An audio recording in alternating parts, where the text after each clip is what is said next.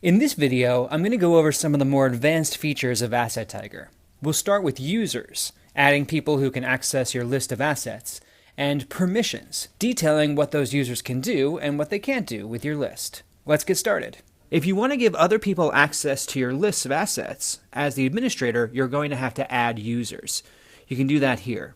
Click Advanced and go down to Users. Here is the current list of users, but I need to add a new colleague. Click Add New in the upper right. Before I input the information, let's talk about permissions. We start you with 3 levels of permissions, each with specific kinds of access to the data. If you select the admin group, that user will have access to everything. That person will have equal access to you as the administrator of the group. If you select Manager Group, that person will have access to everything except the highest functions, like changing the company information, setting up alerts, and adding users. And if you select Viewer Group, as the name implies, that person can look at the information but not add to it or edit it. These 3 groups are just our suggestions. You can add different levels of access, or you can edit the ones that we've already provided. As an example, I'm going to edit the Manager Group by clicking Manage Groups. With Manager Group selected, click Edit. Here's a list of all the actions a user of the Manager Group is allowed to exercise. For example, they can delete assets, they can import assets, they can work with the assets in any location within the business.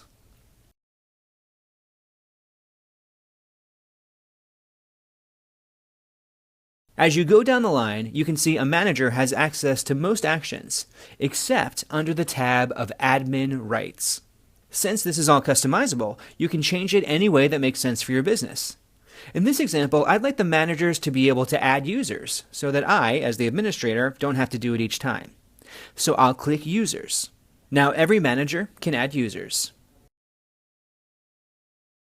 We've gotten some feedback about the ways people are using this function. For example, one customer told us that his company has 2 buildings with 2 managers, and he uses this function to limit their access only to the equipment in their own building. So let's configure our permissions for a scenario like that, which is going to mean adding some permission groups. With the manager group selected, click Duplicate. In the top box, you can name this group. This will be the manager for the Brooklyn office. Then down here, I'll make sure only the Brooklyn office is selected. Nothing has changed, so people in this permission group have all the access of any manager, except now their access is site-specific. Click Submit. See, Brooklyn Manager is now available as an option. I repeat this process for the Jersey City office manager.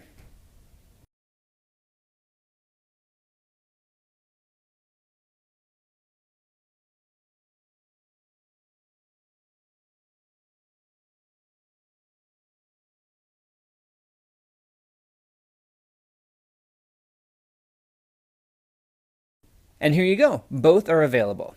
And just to avoid confusion, I'm going to change the name of the old manager group to General Manager, so that it's clear that anyone in that permission group has access to both locations. To do that, select Manager Group and click Edit.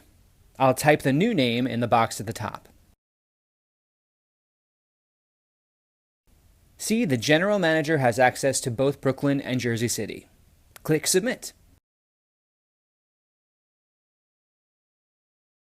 And now all of these groups are available when you're adding users. So let's do that.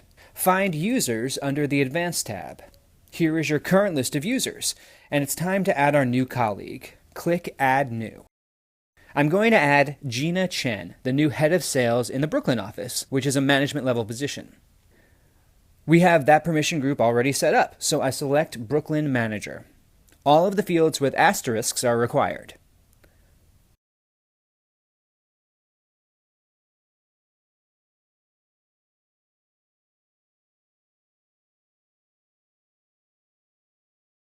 Here you can adjust time zones and time formats.